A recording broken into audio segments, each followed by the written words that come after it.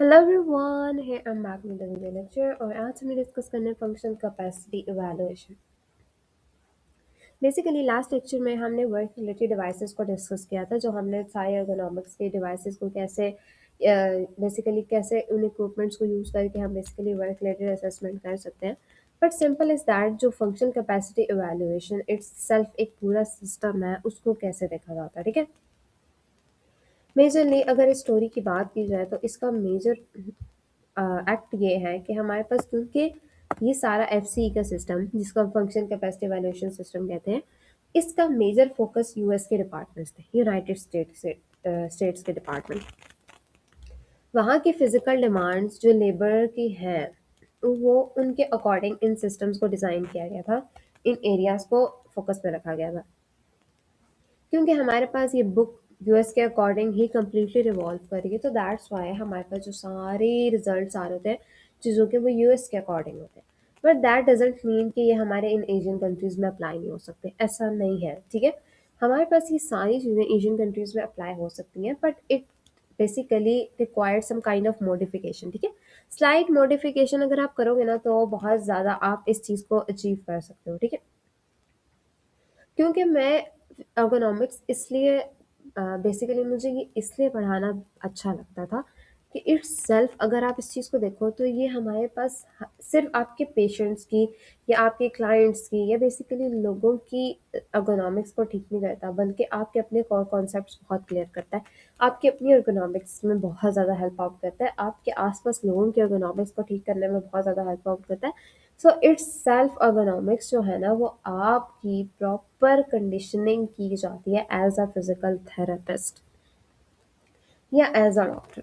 Simple is that कि अगर आपकी ergonomics ठीक होगी तो आपको वो इश्यूज जिनको आप ट्रीट कर रहे हो, वो इश्यूज आपके अंदर उन स्टेजेस पे नहीं आएंगे, ठीक है। मेजर हमारे पास रोल ergonomics का ये है।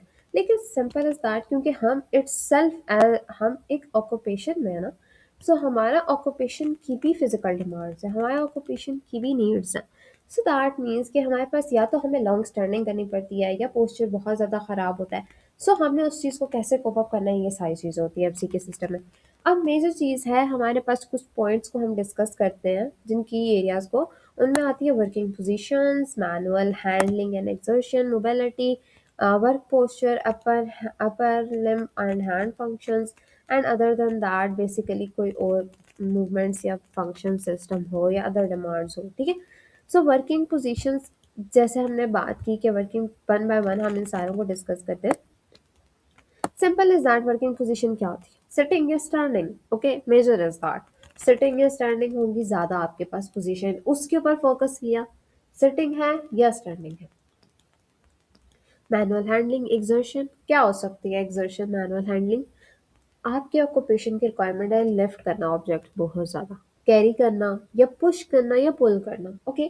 जैसे आपने डोर कीपर्स देखे होंगे या ऐसे ऐसे बेसिकली रेस्टोरेंट्स में आपने खाना खाया हो जहाँ पे बेसिकली क्या होता है, डोर्स को ओपन करने के लिए प्रॉपर गार्ड्स होते हैं, ठीक है। अब आप बेसिकली जब ऐसे रेस्टोरेंट्स में देखते हो कि हमारे पास मेजरली कोई डोर ओपन कर रहा है, तो दैट मीन्स उनका सारा मैनुअल हैंडलिंग की हमने बात की, मोबिलिटी की बात की, ठीक है। अब हमारे पास पोस्चर्स की बात थी, स्टूपिंग और बेंडिंग पोस्चर की बात हो रही थी, ठीक है। तो स्टूपिंग और बेंडिंग पोस्चर पे मेजरली हमने बात की कि बेंडिंग जब होगी बहुत ज़्यादा, या स्क्राउचिंग पोस्चर होगा, या नीलिंग की जाएगी, या बैलेंसिंग होगी। सो इन केसेस में क्या हो सकता है कि हमारे पास बेसिकली हर ऑक्यूपेशन की रिक्वायरमेंट अलग है ना। स्टूपिंग में अलग है, बेंडिंग में अलग है, स्क्राउचिंग में अलग है, अलग मसल्स वहाँ पे काम करें, अलग डिमांड्स है बॉडी की। तो स्क्राउचिंग में अलग है, नीलिंग में अलग है, बैलेंसिंग में। लेकिन आपकी नॉर्मल बॉडी इट्सेल्फ इस तरह से एक्टिवेट नहीं हुई हुई होती कि आप हर काम हर ऑक्यूपेशन के लिए एक अच्छी तरीके से प्रिपेयर हो और उस फिजिकल डिमांड को पूरा कर सको, ठीक है। सो दैट्स वाई हम पेशेंट को रिकमेंड करते हैं काफ़ी हद तक कि आप अच्छे तरीके से प्रॉपर स्ट्रेंथ ट्रेनिंग करें, फिर उसके बाद अपने ऑक्यूपेशन पे वापस आए। सो दैट्स वाई कि हम हमारे पास जिन जो मसल्स का इशू आ रहा था पहले, उनसे भी आप बच सकें। और अगर किसी को नहीं है और प्री ट्रेनिंग करना चाहते हैं बेसिकली किसी भी केस के लिए, सो उस केस में भी पूरा हो सकता है, ठीक है। Upper limb hand function manipulation वगैरह की जैसे होती है, रीचिंग के लिए मूवमेंट्स होंगी, हैंडलिंग होगी, अब हमारे पास सिंपल इज़ दैट कि जिस भी चीज़ों के लिए जैसे आप सिंपल क्या यूज़ कर रहे होते हो, ठीक है? आप डिफरेंट तरह के टेस्ट यूज़ कर रहे होते हैं ना, ठीक है? अब वो टेस्ट क्या होते हैं कि क्या होते हैं वो Crawford small parts dexterity test होता है, प्रूडेप पैकबोर्ड टेस्ट है, गैमर ग्रिप टेस्ट है, डायनामोमीटर के थ्रू चेक करते हैं, ठीक है? अब ये सिंपल इज़ दैट कि ये सारे जो टेस्ट है ना, बिकॉज़ हम यहाँ पे इतनी डिटेल में डिस्कस नहीं करेंगे क्योंकि यहाँ पे रिक्वायरमेंट नहीं है। लेकिन इटसेल्फ मैं कोशिश करूँगी कि स्मॉल वीडियोज़ या शॉर्ट्स बना के डाल दूँ। लेकिन सिंपल इज़ दैट कि क्योंकि हैंड के फंक्शन को चेक करने के लिए या फीलिंग्स को चेक करने के लिए यूज़ किया जा रहा है, सो इसकी रिक्वायरमेंट ये है कि आपका अपर लिम्ब का या हैंड का फंक्शन कैसा है इटसेल्फ, ठीक है? तो उसको चेक करने के लिए हमने यूज़ कर लिया। आफ्टर दैट हमारे पास अदर डिमांड्स क्या हैं कि वो देख सकता है कि नहीं सही कितनी उसकी आईसाइट कैसी है, उसकी बाकी सारी इश्यूज़ तो नहीं है कोई आइज़ के, ठीक है? अब तो देखो बेसिकली हमारे पास कोई भी आई रिलेटेड इश्यू होंगे ना, ऑप्थेमोलॉजी रिलेटेड इश्यूज़, ठीक है? सिंपल इज़ दैट कि उन सारे केसेस को ना हम देखेंगे कि हमारे पास सारे कोई इश्यूज़ हैं, सिर्फ आईसाइट इटसेल्फ कंडीशन नहीं है, बहुत और कंडीशंस होती हैं। तो ये सारी चीज़ों को देखेंगे। फिर हियरिंग रिलेटेड कोई इश्यू, इसी तरह से स्पीकिंग रिलेटेड कोई इश्यू, इन सारों को चेक किया जाता है, ठीक है?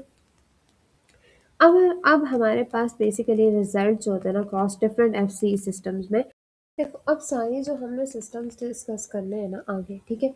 उसमें मेजर जो चीज़ है ना, आपने ये चीज़ याद रखनी है कि उसमें मेजर चीज़ ये है कि हर सिस्टम एक अपने ही चीज़ को टेस्ट करने के लिए यूज़ किया गया है, ठीक है? मतलब उन दो सिस्टम्स अगर उनको कंपैरिजन करोगे तो हर एक की इम्पोर्टेंस अलग है, ठीक है? ये नहीं है कि अगर आपने एक यूज़ कर लिया तो दूसरे की रिक्वायरमेंट नहीं है, दूसरा यूज़ कर लिया तो तीसरे की रिक्वायरमेंट नहीं है, ऐसा नहीं है, ठीक है? हर एक की अपने इम्पोर्टेंस है और उसको अपनी एक चीज़, अपनी एक ट्रेट को बेसिकली यूज़ करते हैं या अपनी एक ट्रेट के लिए स्पेसिफिकली उसको असेस करने के लिए आप यूज़ कर रहे हो, ठीक है? मेजर हमारे पास 3 मेजर सिस्टम्स को हम डिस्कस कर रहे होते हैं हमारे पास किसमें? आपके एफसी के सिस्टम्स में जो मेजर सिस्टम्स है, ठीक है? और Revit का एफसी का सिस्टम है, ArgoScience का पीडब्ल्यूपी का सिस्टम है और Eisenhagen का वर्क सिस्टम है, जैसे आप उसको प्रोनाउंस करो। Simple is that Ergo kit में 55 स्टैंडर्डाइज टास्क होते हैं जिसमें बेसिकली एजिलिटी को टेस्ट किया जाता है, आपकी फिजिकल मूवमेंट्स को टेस्ट किया जाता है, simple is that. Ergo science में 36 टास्क होते हैं जो ए 6 एरियाज पे काम करते हैं, strength position tolerance mobility balance endurance coordination, वो आपके पास जो मेजर एरियाज हैं आपके, ठीक है? इस हर्गन वर्क सिस्टम जो है वो टोटली वर्क रिलेटेड टेस्ट को यूज़ करके हम बेसिकली काइनी रिलेटेड, ठीक है? काइनेजियो फिजिकल अप्रोच को यूज़ करके थेरापिस्ट क्या करता है, रेट करता है फिजियोलॉजिकल और बायो मैकेनिकल सिम्टम्स या साइंस को बेसिकली फाइंड आउट किया जाता है, ठीक है? जैसे हमने बात की ये इंटरचेंजेबल इनके रिजल्ट्स नहीं होते तो आपको सारे सिस्टम्स को मेजरली यूज़ करना पड़ता है, ठीक है? अब हमने इसमें मेजरली वन बाय वन इनको देख लेते हैं थोड़ी सी डेप्थ के साथ। अर्गो किट का जो मेजर फंक्शन है वो हमने क्या कहा, फिजिकल एजिलिटी टेस्टर होता है, दैट मीन्स के वर्क के पोस्चर्स मूवमेंट हैंडलिंग डेक्सटेरिटी, आप बेसिकली लिफ्टिंग कैरिंग, ये सारी मूवमेंट्स को या वर्क रिलेटेड टास्क को डिस्कस करते हैं, ठीक है? ये बहुत ज़्यादा बेसिकली इस किट को ज़्यादातर यूज़ किया जाता है डच एरियाज़ में, ठीक है? नंबर ऑफ रिसर्च पब्लिकेशंस हैं जो हमारे पास इसको सपोर्ट करती हैं, किसको? अर्गोकिट फंक्शनल कैपेसिटी इवैल्यूएशन सिस्टम को। टेस्ट की रीटेस्ट रिलायबिलिटी बेसिकली मॉडरेट से गुड है, स्पेसिफिकली फॉर लिफ्टिंग टेस्ट, ठीक है? जो लिफ्टिंग टेस्ट हम यूज़ करते हैं ना लिफ्ट कराने के लिए ऑब्जेक्ट्स, उनमें काफ़ी हद तक हमारे पास रिलायबिलिटी अच्छी है। लेकिन पुअर है मैनिपुलेशन टेस्ट के लिए, ठीक है? दैट मीन्स कि जो जिनमें आपके पास मूवमेंट ज़्यादा है ना उन केसेस में।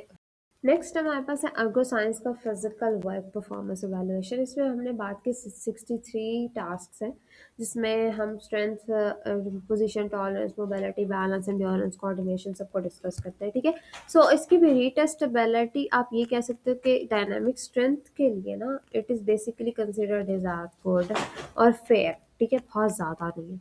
लेकिन टॉलरेंस टेस्ट के लिए जिसमें हम पोजीशन को टॉलरेट कराने के लिए कराते हैं ना, ठीक है?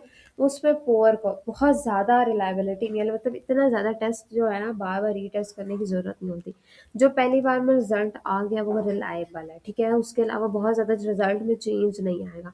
और मतलब एक सिंपल इज दैट के फेयर तो हमने कहा ना कि टॉलरेंस टेस्ट के लिए है और बेसिकली आपकी दूसरे टास्क के लिए, लेकिन बहुत पुअर है अब मोबिलिटी के टेस्ट के लिए। जैसे हमने पहले बात की, मोबिलिटी के लिए अच्छे नहीं है टेस्ट, ठीक है। फिर रिलायबिलिटी इंटरेटर है, जैसे हमारे पास डिफरेंट एरियाज में ना मोबिलिटी को टेस्ट कर रहे होते हैं ना, उनके लिए भी फेयर है, ठीक है।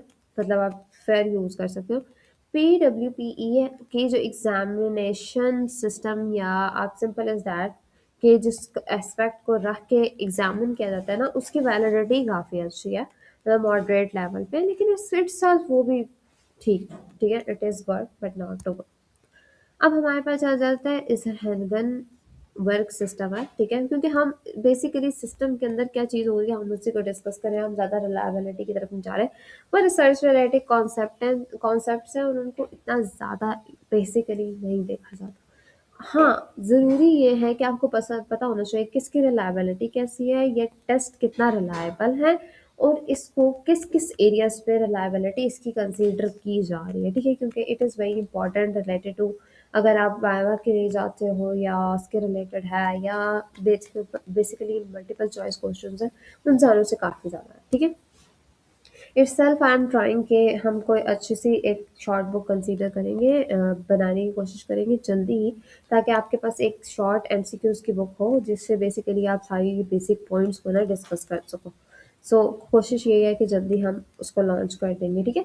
तो सिंपल है, स्टार्ट लॉन्च कर दें, पब्लिश कर देंगे, whatever you want to do, कि हम कोशिश ये करेंगे जितना हो सकता है हम उसको ई बुक के फॉर्मेट में रखेंगे, ताकि हमारे पास सिर्फ एशियन कंट्रीज़ में नहीं, बल्कि हम उन कंट्रीज़ में भी दें जहाँ बेसिकली वो रिक्वायरमेंट्स है या जहाँ पे ज़रूरत लगती है। ओके, सर्वेन का सिस्टम सिंपल हमने पहले भी डिस्कस कर लिया। वो सारे टास्क जो है फिजियोलॉजिकल और बायोकेमिकल सिम्टम्स को, साइंस को देखने के लिए।